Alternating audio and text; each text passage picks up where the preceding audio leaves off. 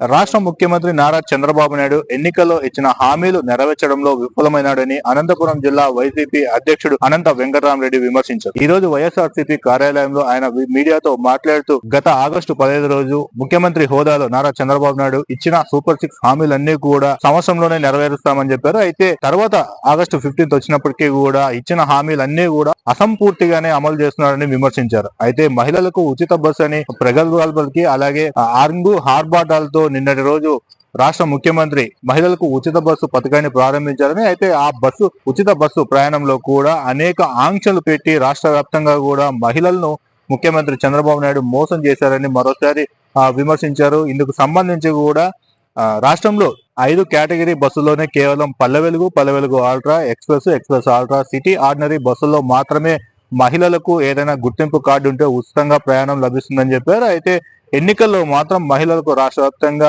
అన్ని చోట్ల కూడా బస్సుల్లో ఫ్రీ అని చెప్పేసి ఈ రోజు మళ్ళీ దాన్ని హామీలో కూడా అరాకొర బస్సులను ఏర్పాటు చేసి రాష్ట్ర మహిళల్ని మోసం చేశారని, కలియుగ దైవం వెంకటేశ్వర స్వామి దర్శనానికి వెళ్లాలన్నప్పటికీ కూడా తిరుపతి వరకే దర్శనం ఇచ్చారు. అక్కడి నుంచి కొండ మీదకు వెళ్లేందుకు కూడా దర్శనం లేకుండా చేసిన ఘనత కేవలం ముఖ్యమంత్రి చంద్రబాబు నాయుడుకే దక్కుతుందని చెప్పాడు. అయితే దీనికి సంబంధించి కూడా గతంలో రైతులకు ఇచ్చిన హామీలు కూడా ఒకేసారి సంవత్సరానికి 20,000 ఇస్తామని చెప్పారు. అందులో కూడా కేంద్ర ప్రభుత్వం వాటాను కూడా కలుపుకొని ఇస్తామని చెప్పారు. అయితే ఇందుకు సంబంధించి కూడా 20,000 ఒకసారి ఇవ్వకోకుండా కేవలం 5,000 కేంద్ర ప్రభుత్వం ఇచ్చిన 2,000 కలిపి 7,000 మాత్రమే అన్నదాత సుఖీభవ, పీఎం కిసాన్ నిధులు మంజూరు చేశారని, ఇటు రైతులను అటు మహిళలను రాష్ట్రంలో ఉన్న అన్ని సామాజిక వర్గాలని కూడా మోసం చేసే విధంగా ముఖ్యమంత్రి చంద్రబాబు నాయుడు పాలన కొనసాగుతుందని చెప్పేసి అనంతపురం జిల్లా వైసీపీ అధ్యక్షుడు అనంత వెంకటరామరెడ్డి విమర్శించారు. నిన్న ఆగస్టు 15 79వ స్వాతంత్ర దినోత్సవం కూడా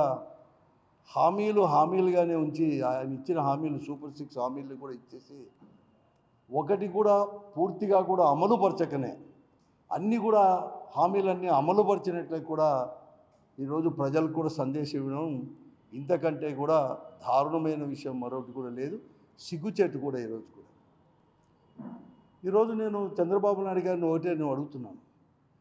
మీరు ఏదైతే స్వాతంత్ర దినోత్సవం రోజు కూడా కనీసం మీరు చేసినవి చేయబోయేటివి కూడా సరిగ్గా చెప్పలేని పరిస్థితుల్లో మీరు అనేవారు కూడా మీరు ఉన్నారు. మీరు ఇచ్చిన సూపర్ 6 హామీలో ఒకటైనా అమలు పరిచారా అని చెప్పి నేను అడుగుతా ఉన్నాను. మీరు చాలా స్పష్టంగా చెప్పడం జరిగింది. రైతులకు 20,000 ఇస్తామని చెప్తారు. మొదటి సంవత్సరం మాత్రం అన్ని సూపర్ 6 హామీల్లో ఒక్కటి కూడా అమలు పరిచిన ఘనత మీకే దక్కుతుంది. దాదాపుగా 80,000 కోట్ల రూపాయలు అవన్నీ కూడా అమలు పరిచింటే ప్రజలకందరికీ కూడా పంగనామాలు పెట్టి 80,000 కోట్ల రూపాయలు కూడా ఒక్క రూపాయి కూడా ఇవ్వకోకుండా ఏ హామీ కూడా అమలు పరచుకోకుండా ఈరోజు కనీసం 2వ సంవత్సరమైనా మేము ఇస్తామని చెప్పినట్టు 20,000 అని చెప్పేసి అది కూడా 14,000 రైతుకు అన్నదాత సుఖీభావ పేరుతో 14,000, అది 3 విడతలకు ఇస్తామని చెప్పేసి మొదటి విడతగా 5,000 రూపాయలు మీది, 2,000 రూపాయలు అని చెప్తుంది.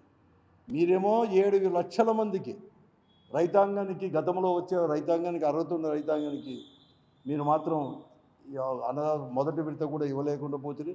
కేంద్ర ప్రభుత్వం అయితే దాదాపుగా 13 లక్షల మందికి కూడా ఈరోజు కూడా వారందరికీ కూడా ఈ సంవత్సరం కూడా ఎగ్గొట్టేసింది. హామీ అనేది కూడా ఇవ్వలేకుండా పరిస్థితి కూడా ఉంది. అలాగే మహిళలకు అందరికీ కూడా ఉచితంగా బస్సు ఫ్రీ అని చెప్పి పెద్ద ఎత్తున ప్రచారం చేసుకుంటున్నారు. కానీ ఈరోజు అక్కడే మన పక్క రాష్ట్రాల్లోనే కర్ణాటక కావచ్చు, లేకపోతే తెలంగాణలో కూడా ఈరోజు కూడా ఉచిత బస్సు మహిళలకు అనేది కూడా ఫ్రీ అనేది కూడా అక్కడ అమలుపరుస్తున్నారు.